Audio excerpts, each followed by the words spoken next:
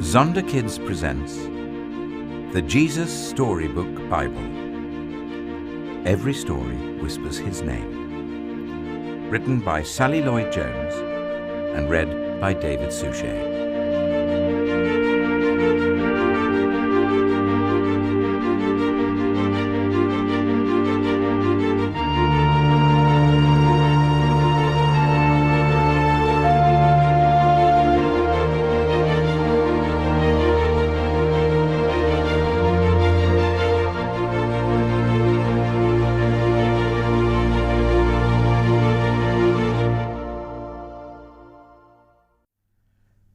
The Forgiving Prince. Jacob had 12 sons, but of all his sons, Joseph was his favourite. One day, Jacob gave Joseph a splendid new robe. It was beautiful and rich, with all the colours of the rainbow. But it made Joseph's brothers jealous. They wanted rich rainbow robes too. Then, to make matters worse, Joseph kept on having these special dreams. "I dreamed I was the greatest. I was king," Joseph told his brothers, "and you all bowed down to me." Now, I'm sure you know, even if Joseph didn't, that telling your brothers things like that isn't a very good idea. So Joseph's brothers hated him even more. They wanted to kill Joseph and his dreams. And one day, that's exactly what they tried to do. They tore Joseph's rainbow robe off him and sold him to slave traders for 20 pieces of silver. The traders took Joseph to Egypt and made him into a slave. The brothers went home and lied to their father, telling him that Joseph was dead. Now, that's the end of that dreamer, they thought. But they were wrong.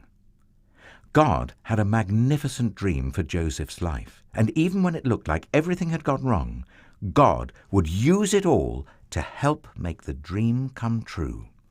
God would use everything that was happening to Joseph to do something good. Meanwhile, though, things were not looking good for Joseph in Egypt. He was far from home and from his dad. Then he got blamed for something he didn't do. And even though he had done nothing wrong, he was punished and thrown in jail. But God had not left Joseph. One night, Pharaoh, king of Egypt, had a scary dream about thin cows gobbling up fat cows. What on earth did it mean? He didn't know. But Joseph was a dream expert, so Pharaoh sent for him. "It means a famine is coming," Joseph explained. "There won't be enough food." Pharaoh was so pleased by Joseph's skill that he immediately took Joseph out of jail and made him a prince. Now, back home, Joseph's brothers had run out of food and everyone was hungry. God's special family was in danger. If they didn't get food soon, they would starve to death. So Joseph's brothers travelled to Egypt to buy food. They came and knelt before the new prince.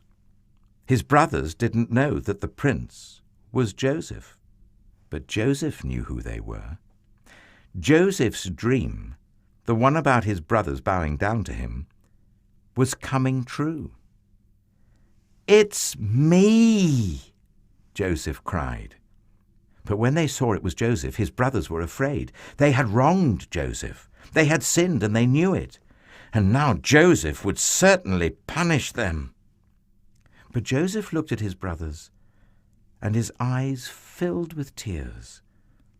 Even though his brothers had hurt him and hated him and wanted him dead, in spite of everything, he couldn't stop loving them. His heart, which they had broken, filled up with love, and Joseph forgave them.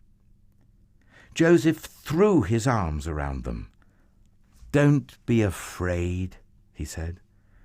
"Behind what you were doing, underneath everything that was happening, God was doing something good.